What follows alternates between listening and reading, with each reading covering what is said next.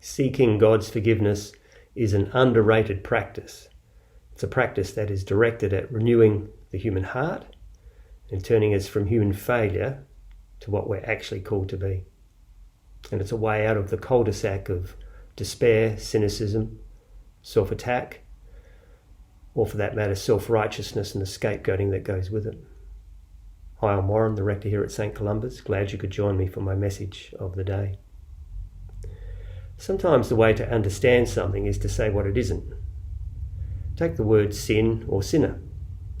I could make an entry-level definition and say that sin refers to human failure.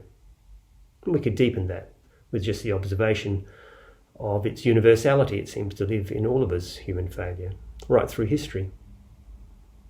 But to add to that definition, I could also say what sin isn't, or what is not intended by the word sin or sinner. It's not intended to assail, impugn, denigrate, abhor, curse our humanity. It's not meant to convince us to hate ourselves. That people might try to use the word that way, and that our fragile sense of self might want to accept it that way, and that there are people who use it that way because of their own self-dislike, is relevant not to what sin means, but to its misuse. Someone might say that the term sin could then be superseded by just the words human failure. Yes, partly. But sin has more to it than just the term human failure, because it is a richly laden religious term. And I know that's why some people reject it, but actually much is lost when we reject the word sin or sinner. I'll come back to this point at the end. Sin refers to our missing the mark of what we aspire to be as human beings. In the first instance, it's more a statement of observable human behaviour in relation to our ideals.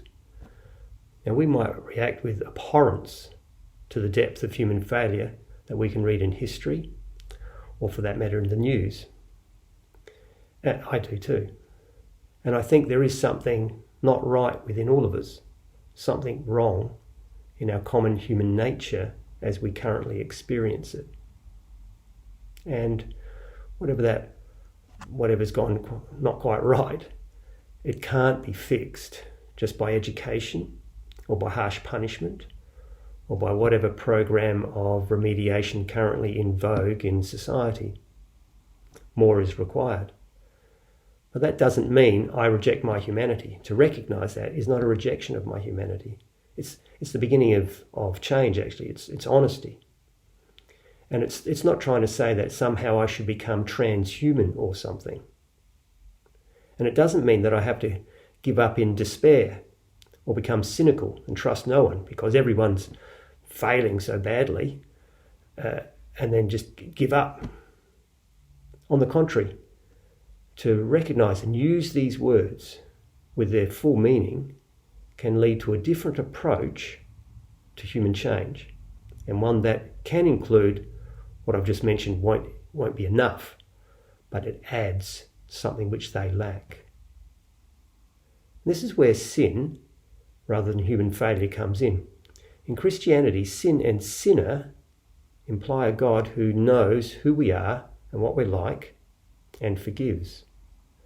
Forgiveness by God is a very underrated practice directed at renewing the human heart and turning us from human failure to what we're called to be. And as I said, it's a way out of the cul-de-sac of despair, cynicism, self-attack, self-righteousness, scapegoating, etc. Underrated, but still easily accessible. Thanks for joining me. I hope you enjoy the rest of your day. Bye-bye.